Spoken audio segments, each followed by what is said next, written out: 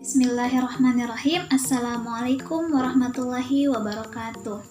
Alhamdulillahirabbil alamin. Puji syukur kehadirat Allah Subhanahu wa taala yang telah memberikan saya kesempatan untuk memaparkan materi mengenai pemeliharaan Al-Qur'an terkait pembahasan mengenai ulumul Qur'an. Adapun sebelum saya melanjutkan pemaparan materi, terlebih dahulu saya akan memperkenalkan diri. Nama saya Alailah Nur Mutmainnah dari kelas A Tadris Bahasa Inggris semester 3 Fakultas Tarbiyah Ilmu Keguruan.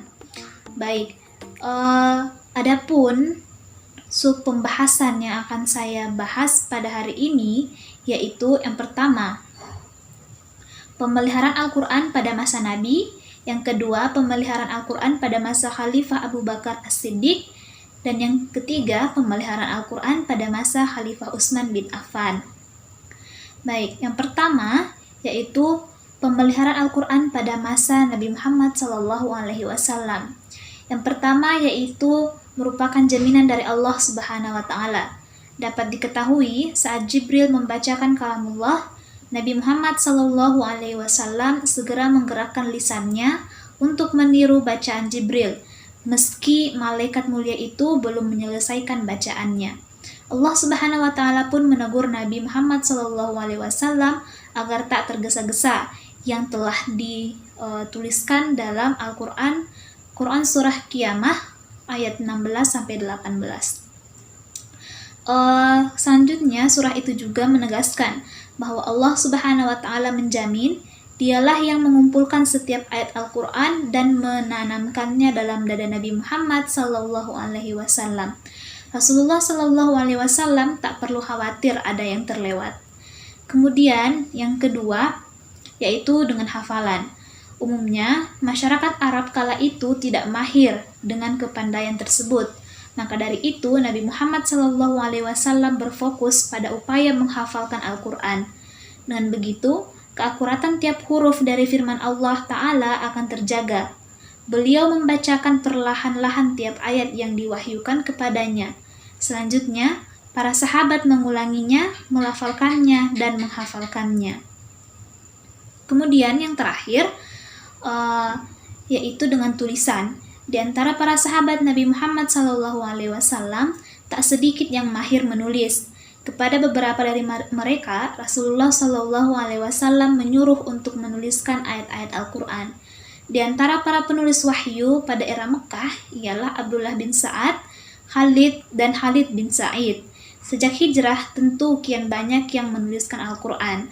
Tulisan Al-Qur'an yang diguratkan para sahabat Nabi Muhammad SAW di berbagai medium, semisal pelepah kurma, kulit ternak yang telah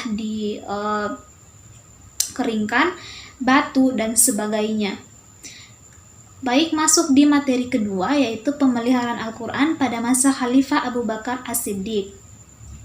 Pada masa Khalifah Abu Bakar As-Siddiq dilakukan pengumpulan dan pembukuan Al-Qur'an atas saran dari Umar bin Khattab, yang pada awalnya ditolak karena hal ini tidak dilakukan oleh Rasulullah SAW.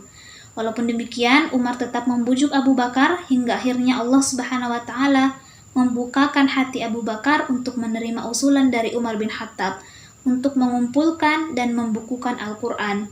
Kemudian Abu Bakar meminta kepada Zaid bin Sabit untuk melakukan penulisan Al-Qur'an, mengingat kedudukannya dalam qiraat, penulisan, dan kecerdasannya serta kehadirannya pada saat pembacaan Al-Qur'an terakhir kali oleh Nabi Muhammad SAW.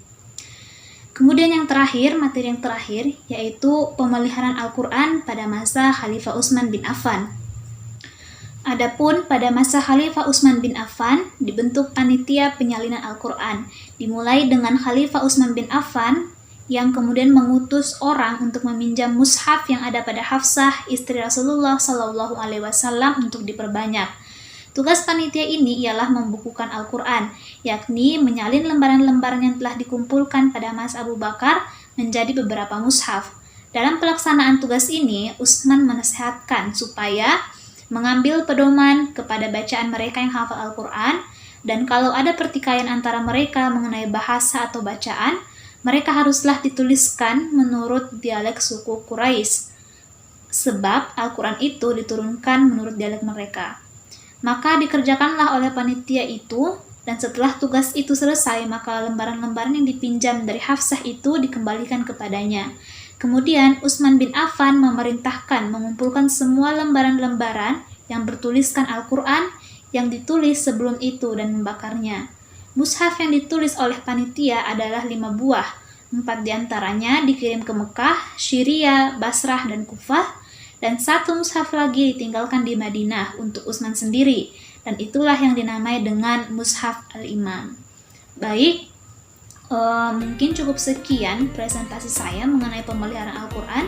Kurang dan lebihnya mohon dimaafkan. Wabillahi taufiq wal hidayah. Wassalamualaikum warahmatullahi wabarakatuh.